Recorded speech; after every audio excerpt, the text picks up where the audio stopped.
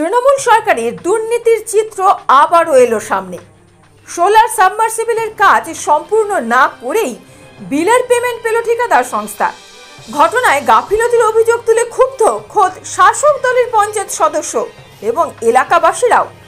জানা গেছে, পূর্ব বর্ধমানের গলসি 2 নম্বর ব্লকের মসজিদপুর পঞ্চায়েতের মসজিদপুর গ্রামের জনসাধারণকে পানীয় জলের সুবিধা দিতে একটি সোলার সাবমার্সিবল তৈরি করতে সরকারি অর্থ বরাদ্দ হয়। সেই মোতাবেক কাজও হয় কিছুটা, কিন্তু স্থানীয়দের অভিযোগ বর্তমানে দীর্ঘদিন ধরে প্রকল্পের কাজ বন্ধ পড়ে রয়েছে অর্ধেক হয়ে। বহুবার পঞ্চায়েত প্রধানকে জানানো হলেও কোনো কার্যকর পদক্ষেপ নেওয়া হয়নি। অভিযোগ, ঠিকাদার মাঝপথে কাজ বন্ধ করে দিয়েছে। কিন্তু কাজ সম্পূর্ণ না হলেও গত 6ই জানুয়ারি 2025 তারিখে 2,32,732 টাকা বরাদ প্রাপ্ত ঠিকা সংস্থাকে মিটিয়ে দেওয়া হয়। এরপর 6 মাস পেরিয়ে গেলেও সাবমার্সিবল থেকে জলই পাওয়া যায়নি বলে অভিযোগ তোলেন স্থানীয়রা। ইতিমধ্যে বিষয়টি নিয়ে গলসি 2 নম্বর ব্লক বিডিও দ্বারস্থ হয়েছেন মসজিদপুর গ্রাম পঞ্চায়েতের সদস্য একিনা শেখ। কাজ শেষ না হওয়া সত্ত্বেও ঠিকাদার টাকা পেলেন কিভাবে, তার দাবি তিনি বিষয়টি নিয়ে মসজিদপুর গ্রাম পঞ্চায়েতের প্রধান ও বিডিওকে জানিয়েছেন। কি বলছেন তিনি শুনবো।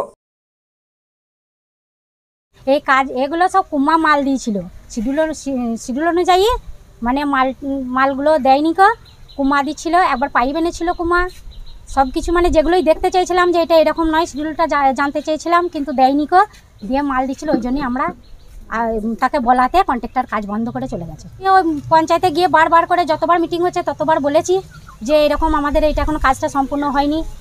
তা বলছে হ্যাঁ হবে হবে হবে হবে করাতে। তারপরে আমি যখন একবারই 8 মাস হচ্ছে, 8 মাসে যখন এবার জিজ্ঞেস করার পর যখন দেখছি হবে হবে করছে, তারপর আমি বিডিও ম্যাডামকে পঞ্চায়েতেও আগে নালিশ করেছি। তারপরে যে বিডিও ম্যাডামকে একটা চিঠি লিখেছি, বিডিও ম্যাডাম বলল যে আমরা দেখছি খবরটা কালকে নিবে। দিয়ে তারপর দিনকে আমরা গিয়ে খবরটা নিচ্ছি, বলছে তো এত টাকা স্যাংশন হয়ে গেছে, কাজ কমপ্লিট হয়নি। আমি না, আমাদের কাজ এখনো কমপ্লিট হয়নি। তা বলছে তাহলে পঞ্চায়েতে গিয়ে একবার জিজ্ঞেস করো প্রধানকে যে কাজ কমপ্লিট হলো না আর টাকাটা কেন তোলা হলো।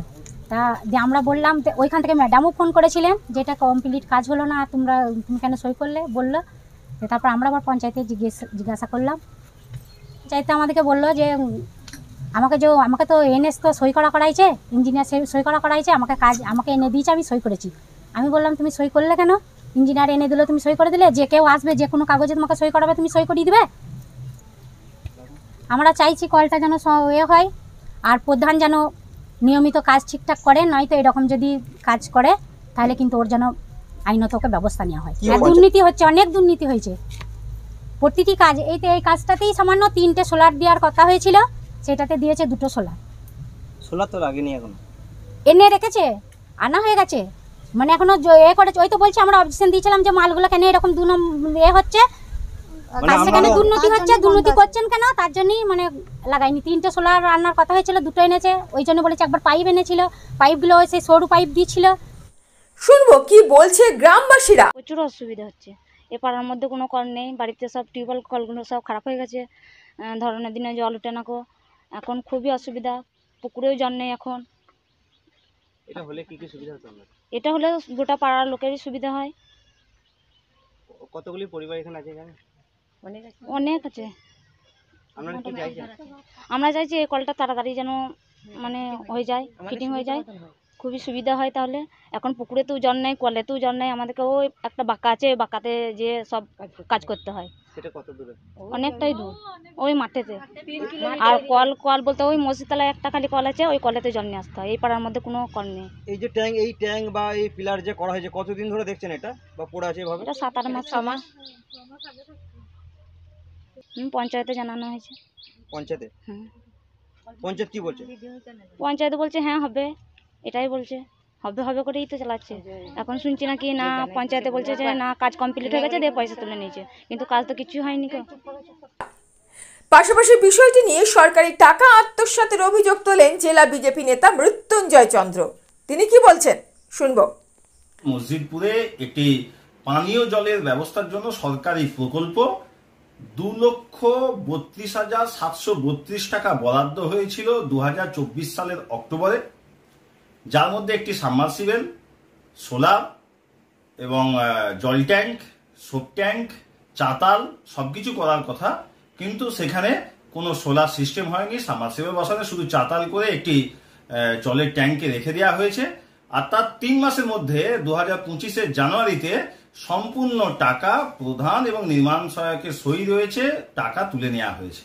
যেটুকু আমরা জানতে পারছি যে নির্মাণ সহায়ক যিনি আছেন তিনি এই কুকর্ম করেছেন, এবং প্রধান যিনি আছেন পশ্চিমবঙ্গে প্রত্যেকটা গ্রাম পঞ্চায়েতের মতোই এখানেও প্রধান যাদেরকে বসানো হয়েছে তাদের নলেজ খুব কম, তাদেরকে ভুল বুঝিয়ে বা কম বুঝিয়ে বা টাকার ভাগ দিয়ে এই টাকা তুলে নেওয়া হয়েছে। তিনি এখন বলছেন আমি কিছু জানি না, আমাকে নির্মাণ সহায়ক যা সই করিয়েছেন আমি সেখানে সই করেছি। কিন্তু এই টাকা গেল কোথায়? আমরা বিজেপির পক্ষ থেকে জানতে চাই যে এই ধরনের গোটা বাংলা জুড়ে যে ভুরি ভুরি চুরি হচ্ছে, বিশেষ করে এই মসজিদপুরে যেটা ধরা পড়েছে 5 দিনের একদিন, এই চুরির যদি সম্পূর্ণ তদন্ত হয়, ইডি তদন্ত হোক, সিআইডি তদন্ত হোক, প্রশাসনের উচ্চ মহল থেকে তদন্ত হোক, তাহলে এই ধরনের নির্মাণ সহায়করা পঞ্চায়েতে পঞ্চায়েতে বসে যেভাবে কেন্দ্র থেকে বরাদ্দ টাকা গরিব মানুষের জন্য আসা টাকা হজম করছে তা উঠে আসবে, এবং প্রকৃত চোর যারা তারা শাস্তি পাবে, এই আশা আমরা রাখছি।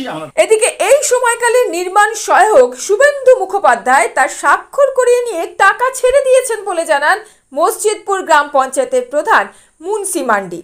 তিনি জানান জলের ট্যাঙ্কে রং নিয়ে স্থানীয়দের আপত্তির জেরে এই কাজ বন্ধ ছিল।